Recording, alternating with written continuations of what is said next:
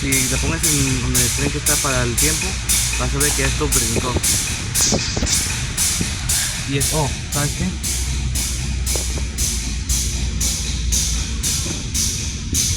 Mira cómo está roto ahí. Épale, mi gente, ¿cómo están? Un saludo cordial les manda por aquí su amigo de siempre. I know you're busy, but when you get a chance, I just want to know if there's a way to shut it down without turning it off on the way. When you get a chance. I'm over here trying to find it. Tenemos este código P0717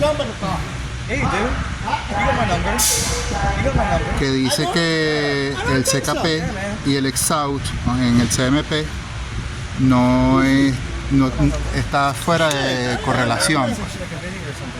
Eso es cuando esto salta los dientes a raíz de que esta bomba que genera vacuum en esta Colorado 2020,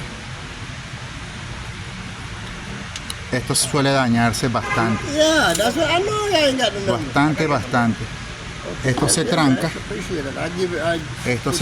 y por supuesto esto se parte y después el carro no prende. ¿Cómo es que se llama esta? Vacuum pump.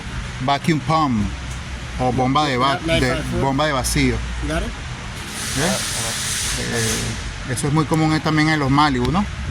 Me dice mi compañero que tiene más experiencia que yo en esto. 6982. Este es el número de parte. Okay,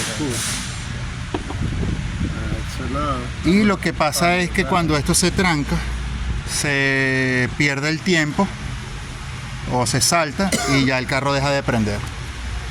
¿Qué más quieres aportar? ¿Qué estás haciendo un video? Un videito corto. Voy a poner un poco de video porno ahí que tengo.